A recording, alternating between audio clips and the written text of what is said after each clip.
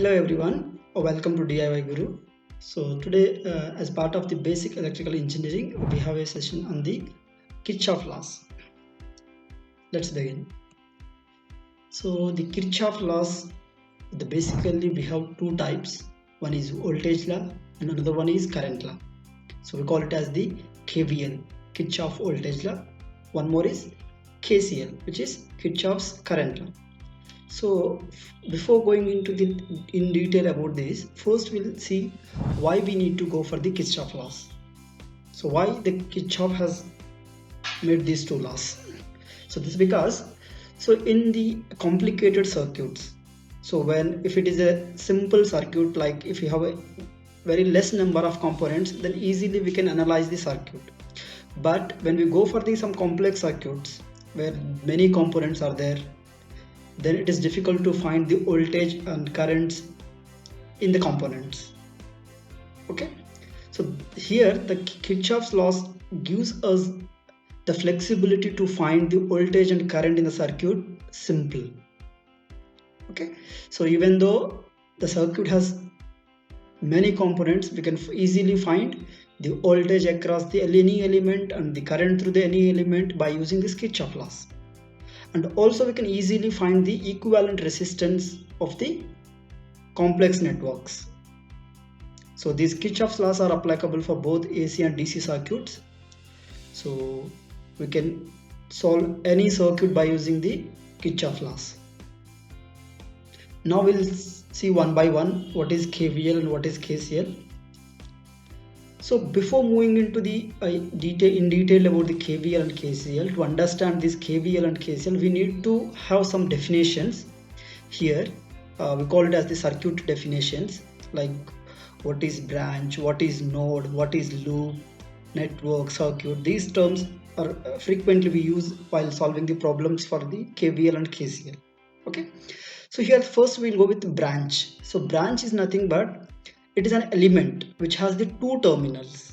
Okay, a single element in a circuit is called as the branch. Here you can see in the circuit, like here we have one, two, three resistors are there, and one we have the source.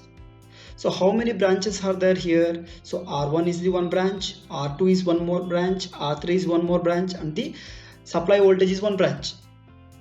So a single element in a circuit is called as the branch. Okay, now next coming to the node. So node is nothing but it is a point of connection of two or more elements.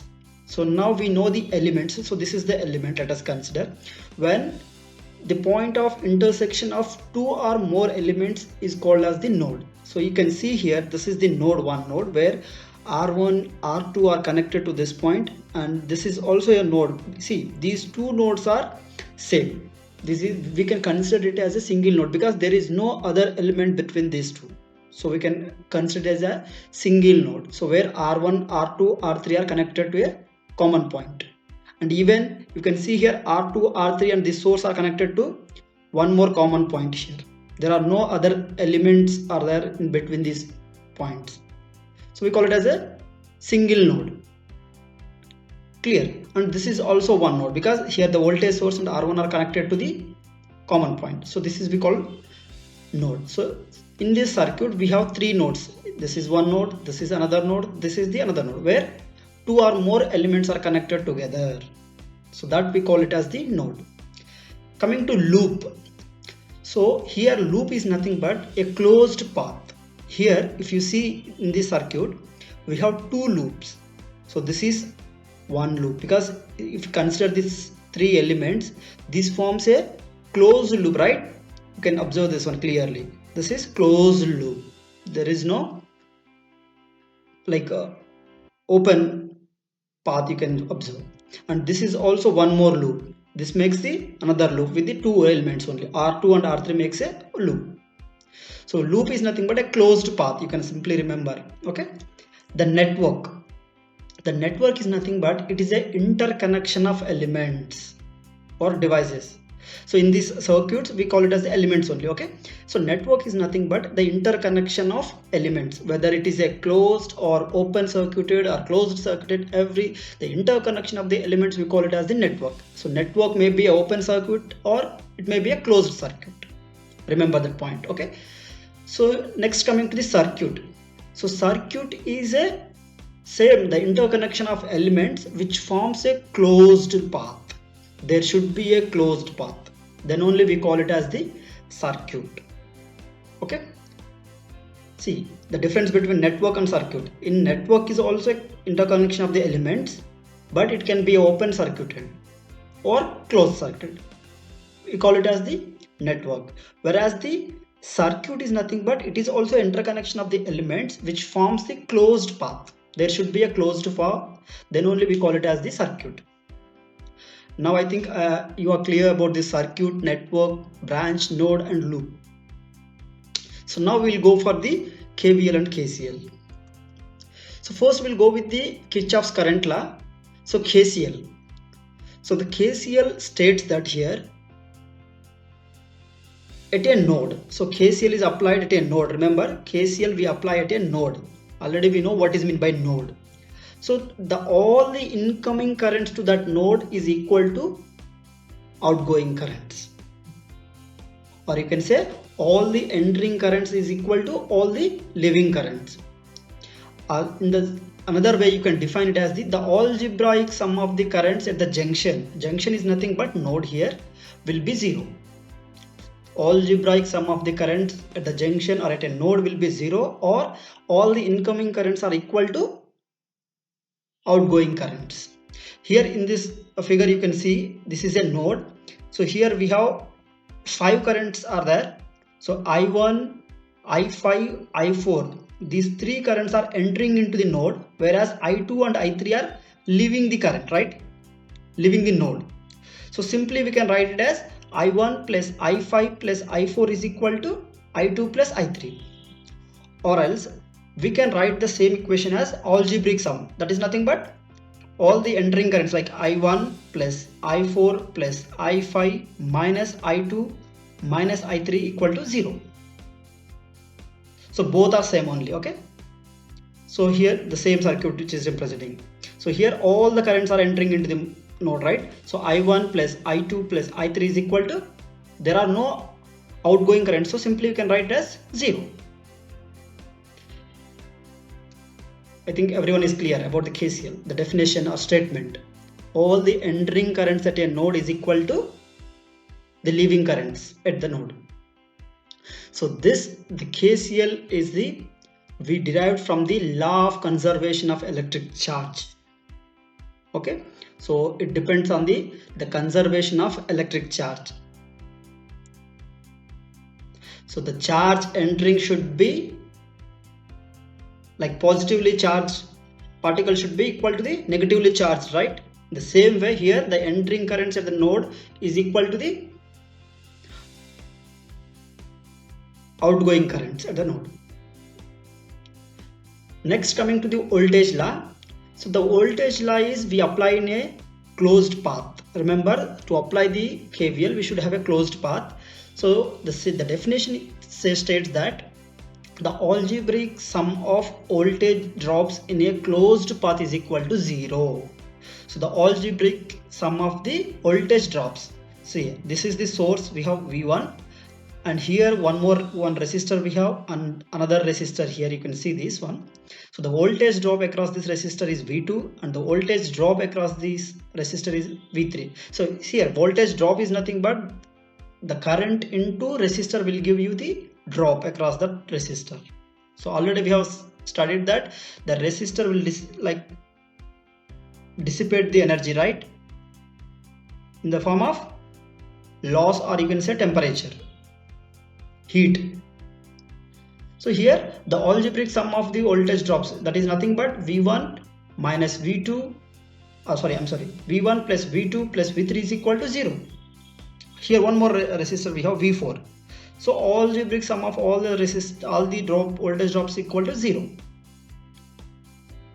Or you can define the same statement as the algebraic sum of EMF applied, or the voltage. EMF is nothing but here voltage. You can don't confuse here. The EMF is nothing but voltage. So the applied voltage is equal to the algebraic sum of the drops in the elements.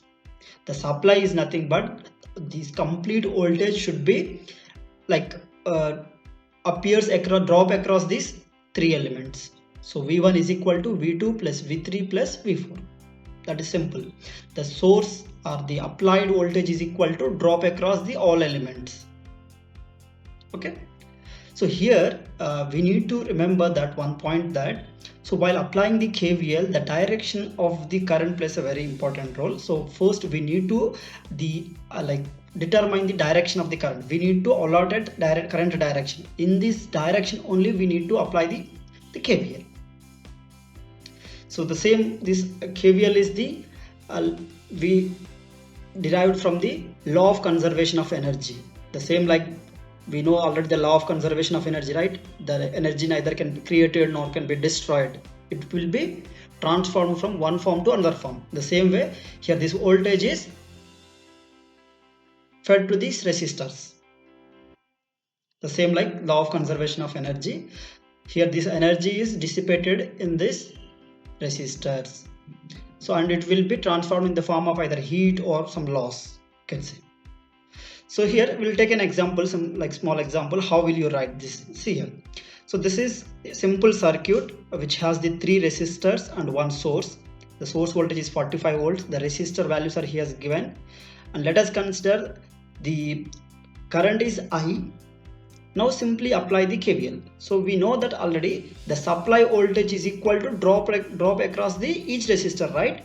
So drop is nothing but current flowing through the element into resistor across resistance of that resistor. So simply the 45 is equal to, so what is the current here? I into 5. So you can see here. So R1 into I plus R2 into I plus R3 into I. So these all are the drops. The sum of all these drops is equal to supply voltage, or you can tell it as source. So simply substitute the resistor values. So this is the simple KVL equation. You just simplify this equation so that you can easily get the current in the circuit. So one equation we have only one unknown. So simply you just add all these currents, add all these drops and find the current value. Now I think you are clear, right? Kirchhoff's voltage law, just we apply in a loop, closed path. The supply voltage is equal to drop across all, sum of the drop across all the elements. Now we'll take one small example to understand this KVL and KCL. So here we have taken one simple simple circuit.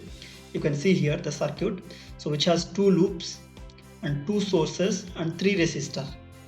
Okay, so here if you want to apply the KVL, first we need to make the current directions. So I have taken the current direction as this, like this. Now just apply the KVL in the first loop. So drop is equal to the supply is equal to the sum of these two drops, right? So in order to find the sum of these two drops, first we need to find current through the element. So here we know that the current I1 is flowing in this direction, but when it comes to this element here, for this element the two currents are flowing, like I1 is coming in this direction, means from top to bottom, where I2 is coming in this direction, means from bottom to top. So these two currents are flowing in this direction. Then the resultant current becomes I1 minus I2 when you are considering this loop, because this current is dominating when you are applying the loop, first loop. So we'll write the current flowing through this resistance is I1 minus I2. Now you can simply apply 10 is equal to the resistance of this element is 20 into what is the current flowing through this one, I1, plus what is the resistance of this one, 10 into what is the current flowing through this element, I1 minus I2. So this will give you simply the KVL of the loop 1. Now you apply the same loop, same like KVL in this loop. So in this loop 2 will give you this direction. So this is the direct current direction we have applied. So you just take the KVL also in the same direction. So the leaving polarity will write. So if you apply the KVL in this fashion, so first we'll get -5 plus minus, because currents always enters at a positive terminal and leaves at the negative terminal, minus.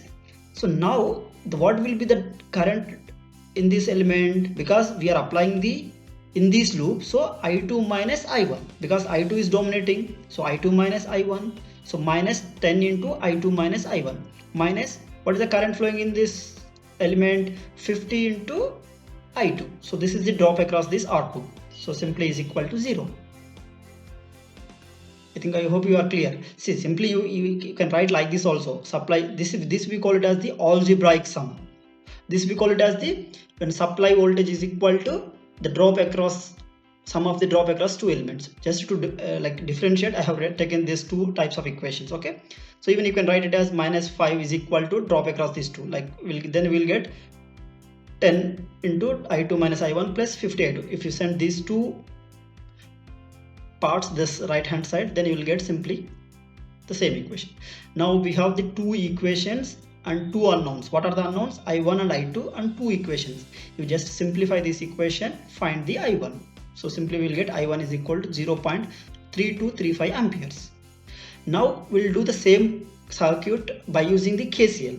So already you know that the KCL is applied at the node. So this is the node point, we can say, where the R1, R2 and R3 are connected. So you just simply apply the KCL here. Okay, so at this point we don't know the voltage, so let us consider the voltage V, because we don't know, right, the voltage value here. So let us consider V. Now apply the KCL here. So what is the current coming into this node? So let us consider current coming is V minus 10 by 20, because the current is voltage by resistance, right? What is the voltage across this one? So we'll get V minus 10 voltage divided by 20. So what is the current flowing through this R3? So we'll get simply V divided by voltage divided by resistance, V by 10, plus, so what is the current flowing in this element? So V minus 5 divided by 50, so is equal to 0. So see, here we are considering that all the currents are flowing towards the node. We are assuming that, okay? So later you can change the direction if you get the negative value, okay? So for our analysis, we are considering, or we are assuming, all the currents are flowing into the node. So sum of the currents is equal to, there is no outgoing current, right? So we'll simply keep is equal to 0. So you have one equation now. Just simplify this equation. You have one equation and one unknown. So simply you will get voltage value, where V is equal to 60 divided by 70 volts. Now we know the voltage. This is voltage value. Now we want current I1, right? So this is the current I1, right? So the current flowing in the first loop. So what is the current here? We are considering V minus 10 by 20, right? So simply you just apply the voltage value here. What is 60 by 70? 60 by 17 minus 10 by 20. If you just simply solve this equation, you will get the I1. See, we got V value, right? What is the current here? V minus 10 by 20, right? This is the current. What is this current if you want? V by 10. What is this current if you want? V minus 5 by 50. So these three are the three currents. So now we want this current. So means we know already the V value. So you just simply apply this value here and get the V1. So I1. So I1 you will get 0.3235. Now in both the cases you will get the I1 as same. So both the cases I1 as, whether it is by using KVL or KCL, will get the same value. So I hope you are clear with this KCL and KVL. Thank you for listening.